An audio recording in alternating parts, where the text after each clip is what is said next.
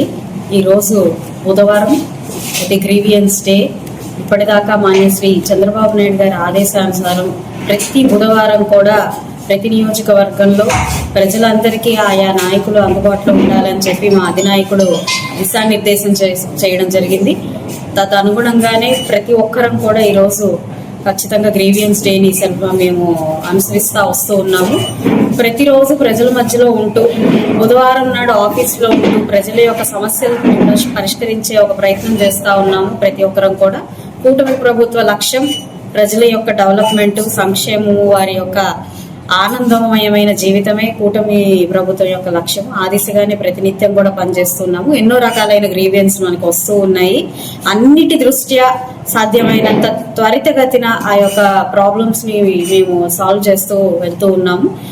పశ్చిమ నియోజకవర్గం ప్రత్యేకించి అన్ని విధాల డెవలప్మెంట్ తో ముందుకు వెళ్తా ఉంది.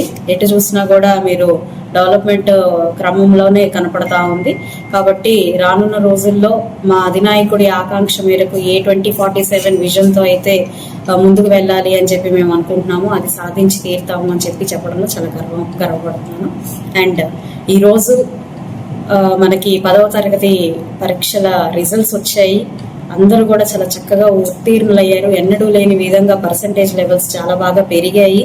అండ్ చాలా చక్కగా వారి యొక్క ప్రతిభను కనపరిచిన ప్రతి ఒక్క విద్యార్థికి శుభాకాంక్షలు.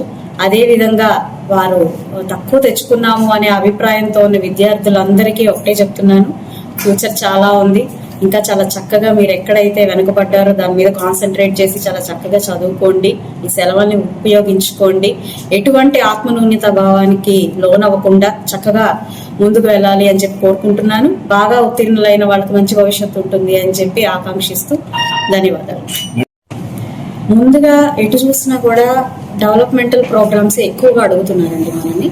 మరి గడిచిన 5 సంవత్సరాల్లో ఎటు కూడా రోడ్లు లేని పరిస్థితి, మట్టి రోడ్లలో నడవడం, డ్రైనేజీలు లేని పరిస్థితి, ఈ సిల్టేషన్ కూడా తీయని పరిస్థితి వల్ల దోమలతో నిండిపోయి అనారోగ్య పాలవుతున్న పరిస్థితి కనపడుతున్నప్పుడు చాలా సమస్యలు నాకు రిప్రజెంటేషన్ ఫామ్ లో అదే వస్తున్నాయి. కాబట్టి మేము కూడా ఏంటంటే వెంటనే వాటిని స్పందించి ఎస్టిమేషన్స్ వేయించి అటు డ్రైన్స్ కి ఇటు రోడ్స్ కి ఎస్టిమేషన్స్ వేయించి కార్పొరేషన్ గారికి మనకి కమిషనర్ గారి దృష్టికి తీసుకెళ్ళినప్పుడు వాళ్ళు కూడా దానికి సానుకూలంగా స్పందించి ఈరోజు మాకు సహకరిస్తూ ఉన్నారు. దాని అనుగుణంగానే మీరు నియోజకవర్గ స్థాయిలో ఎటు చూసినా కూడా రోడ్లు, డ్రైన్లతో మన నియోజకవర్గం ముందుకు వెళ్తా ఉంది. ఇంకా ఎలక్ట్రికల్ మనకి లైట్స్ లేని పరిస్థితి, కొన్ని కుక్కల సమస్యలు, కొన్ని వాటర్ సమస్యలు కూడా ఉంటున్నాయి.